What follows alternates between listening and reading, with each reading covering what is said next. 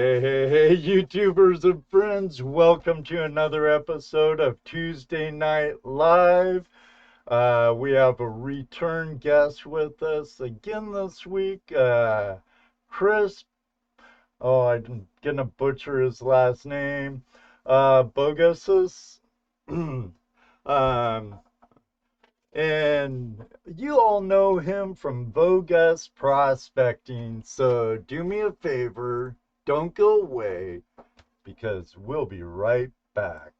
Hey, YouTubers and friends, thanks for joining us for another episode of Tuesday Night Hangout Live with Toledo Jess, Dano, the Treasure Vixens, and I. The bush trim season and just kind of go into the snowplow, but that's easier said than done for somebody who sits in an office and dispatches. So in where I am right Watch now, out, he's done coming put into you on. summer. Watch what you say. Watch what you say. He's done put you on, didn't say nothing. Oh, He's sneaky. What I was going to say You're all was live. the amazing. I got to finish this sentence, otherwise it's just not going to leave my head. Okay. What's amazing? Rose talking about. I can't wait for snowplow season, and I'm coming into summer where our roads turn to liquid and melt. And and what's snow? Yeah, we're just coming into ours. We just got our first measurable snow last couple days here in Ohio. So, yay, winter's here. Yeah. One day, that. one bucket list thing in my life is to make a snowman. I'm yet to do that. One day. I hope One you day. do it. You don't get snow where you're at? Oh, we do, but it's about 3.5 hours away, and it's like this big compared to. Everybody goes takes pictures of it and stuff. No, really, like legit. You see snow. There's a max exodus from cities and towns all across Australia. If there's snow on a nearby hill, it's like we're gonna go check out the funny, cold, frozen water. Yeah, because I guess a trip over to the South Island to New Zealand isn't even a real short hop for you guys, is it? It's quite the trip. No, because it takes us 3.5 hours to drive to Melbourne, and then it takes 3 hours to fly to New Zealand. So it actually takes less time to fly there. We'll probably spend more time in the airport and security than you would flying to New Zealand. But it's the trip. The landmass here is so big and so sparsely populated that any trip takes forever. It just takes if I want to see my dad, it's almost a 4-hour drive. So Wow. Yeah. So, go ahead. Okay. So I'm just going to bring up with what we were talking about in the beginning of the chat. Let's go back to the basics. Let's go back to when you started. Did you start YouTube first or Facebook first?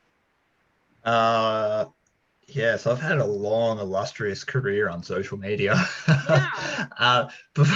Before this, I was an archery coach. So I was teaching, I had my own range. I was doing corporate gigs. So we'd take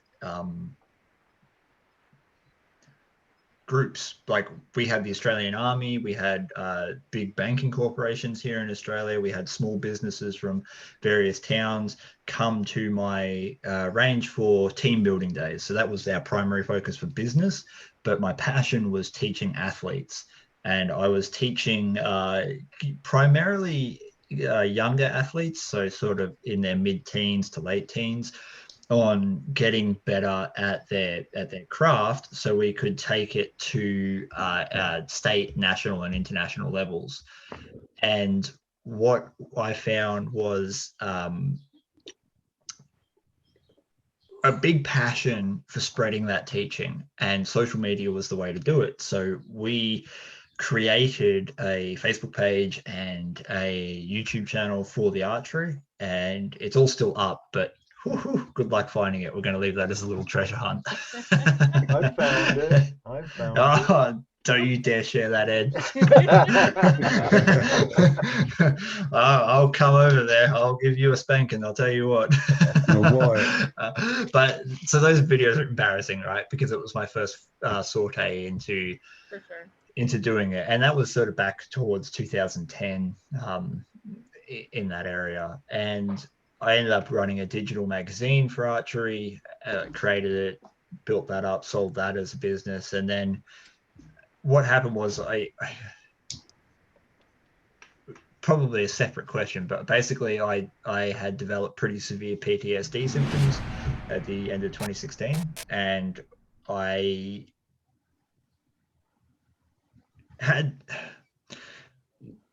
after my PTSD symptoms got too much, I ended up selling the range because what I didn't want was to become a danger to people in terms of taking a school group in and just not being attentive or something similar to that, and not being able to put 110% in. So I sold the range, I sold the business, sold the magazine, and I was just at a really low point, right? Because by this stage I'd like lost my business, my house, my wife, like just the whole lot. It had all gone pear-shaped.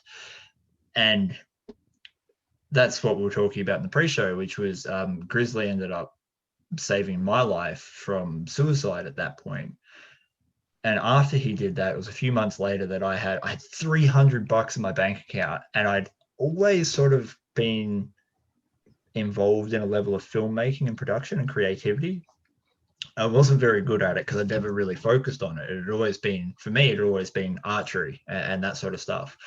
And so I walked into the shop one day and there was a GoPro on the shelf that they were getting rid of, and it was on sale for like $270 or something. And I remember looking at it and I was just like, it's my last $300. Fuck it, I'm buying it. Like, I'm doing this. So I bought it, and I didn't know what I was going to film. I had no idea what I was going to film.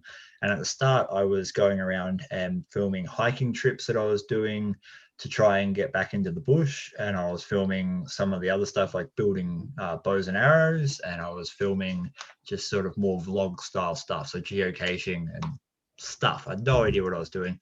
In the back of my head, I was like, oh, it'd be cool to put these on YouTube. So started a channel, which was originally called Backcountry Trekking.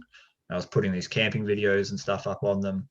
And that's when the guy that taught me about gold prospecting sort of intervened, and he took me out of, I was sleeping on the floor of an abandoned building, and he took me out of there, and he showed me how to gold prospect. And I thought, well, I said to him, this is fantastic. Like, you're literally digging money out of the ground, and there's someone who's sleeping on a floor of an abandoned building. That's pretty sweet, right? Like, oh, absolutely. So, yeah. So I started filming my gold prospecting adventures, and at the start I had no idea what I was doing, right? Like, so Derek had shown me he'd show me what to do, and my understanding at the time, you got to remember, I'm still in the depths of PTSD, like the worst possible emotions every day. And it was really hard to even get up out of bed to have breakfast, yet alone think about how to find gold, right? It seemed like a very big jump and a big learning curve.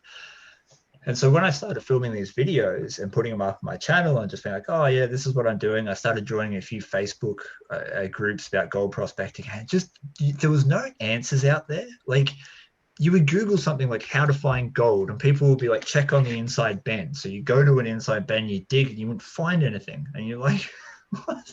Like, what's going on? Like, everyone's telling me to do this and it's not working.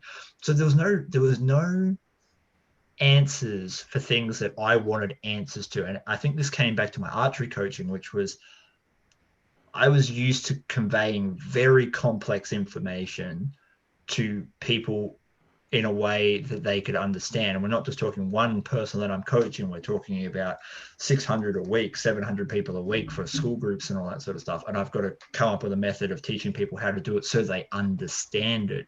And there's a big difference between knowledge and understanding. It's something that gets glossed over a lot. So, you can know something, but not understand it whatsoever. So talking to you, Rose, and saying something like a Bataille pan stratification, friction, right? Like, it probably all just goes straight over your head. But once you start understanding some of those principles, it clicks. And when it clicks, it makes more sense. So that's what I was looking for online. And there wasn't anything. There was nothing that made me click. So I just started filming me answering my own questions.